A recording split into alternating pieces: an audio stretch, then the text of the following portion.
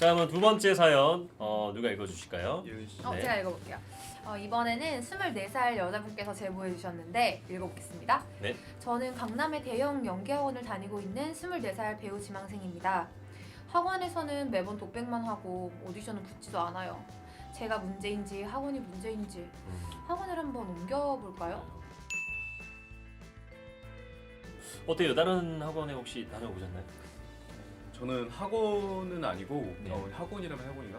그 기획사 안에서 음. 입시 지망생으로 입시할 때 완전 어릴 때? 네, 20살이었는데 예. 처음에 연기할 때 그랬던 적이 있습니다. 아. 근데 이거는 뭐 당연히 처음에 배우 시장에 들어온 친구들은 다 비슷한 고민을 당연히 할 텐데 이게 저 생각에는 둘 다 문제가 있을 수 있지 않을까요? 이거는 사실 보고 직접 이렇게 좀 더 깊게 얘기를 들어봐야 알 수 있는 느낌? 저는 한번 강남은 아니지만 좀 많은 한 20명 정도 되는 연기학원을 다녔는데 거기서도 한 반. 한 반에? 네, 한 반에. 너무 많은데. 맞네요. 네, 그러니까 그래서 시간이 별로 없고 하니까 저는 좀 약간 힘들었어요. 그러니까 그게 만약에 제가 연기 뭐 과를 나왔다거나 네. 기본이 있어서 뭐 바로 알아들으면 좋은데 너무 이제 약간 독백을 사실은 선생님 커리큘럼도 그러시고 조금 나중에 하잖아요. 네네. 사실은 조금. 근데 바로 처음부터 바로 독백 그냥 골라오세요라고 하니까 일단 뭐 골라야 되는지도 모르겠고. 그러면은 그렇죠. 20명에 몇 시간을? 수업량에서 한 2시간 정도. 어우, 너무 짧은데? 그러니까. 그러면은 20명에 2시간이면은 120분에 20명이면 그래서 그게 항상 그냥 10분도 20명 안 정원이었는데 그러니까 15명에서 한 20명 정도.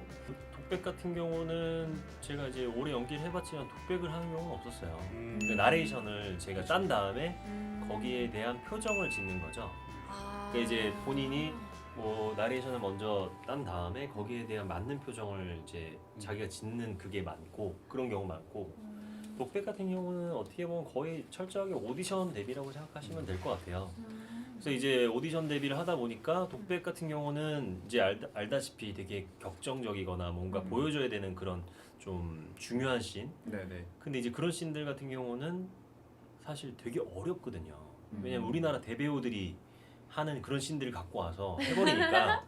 그래서 이제 독백 같은 경우 너무 긴장을 좀 많이 불러일으킬 수 있어서 저는 처음에는 좀 몸이 풀리게끔 만들어주는 게 좋다고 생각해서 좀 2인극을 재밌는 걸 한다든지 좀 이렇게 재밌게 연습할 수 있는 거. 맞아요. 완전 신인들은.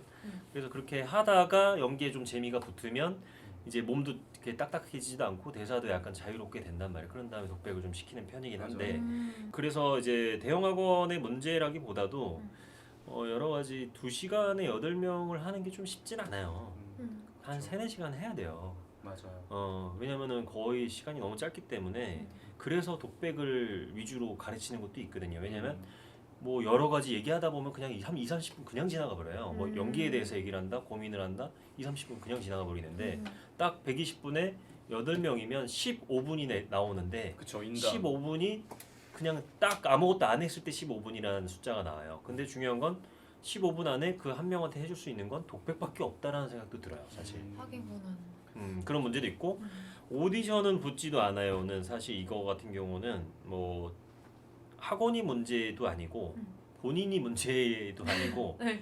원래 붙기가 힘들어요, 오디션은. 맞아요. 문제가 저희도 있을 수도 겪고 있어요. 학원이 문제일 수도 있고 아닐 수도 있고 뭐 여러 가지 다 떠나서 일단은 우리가 들어갈 수 있는 구멍은 진짜 딱 그쵸. 하나인데 거기에 막 모래를 막 집어넣는다고 생각하시면 돼요. 그러면은 막 비집고 막 깔때기에 들어가려고 하는데 어떻게 보면은 그게 쉽지가 않은 맞아요. 거죠. 선생님도 네. 저희한테 저번에 얘기해 주신 게 네네. 그렇게 뜨기 전까지 사실 굉장히 많은 오디션에서 떨어졌다라고 네. 저희도 그냥 바로 성공하는 걸로 알고 있었는데 맞아. 좀 너무 어릴 놀랐어요. 때 하셔서 사실. 뭐 저 정도면은 사실 그렇게 많이 아픔을 겪은 것 같진 않은데 그래도 그 어린 나이는 아픔을 겪었죠. 근데 중요한 건 뭐냐면 뭐 어쨌든 경쟁자들이라는 게 만약에 10명 우리가 10명 있어요. 가위바위보해서 한 명을 뽑으래. 그게 한 명 되기 쉽지가 않잖아요. 그쵸. 근데 맞아, 하물며 대형 학원은 와. 한 100명에서 몇백 명 되는 학원을 이제 갈 거란 말이야.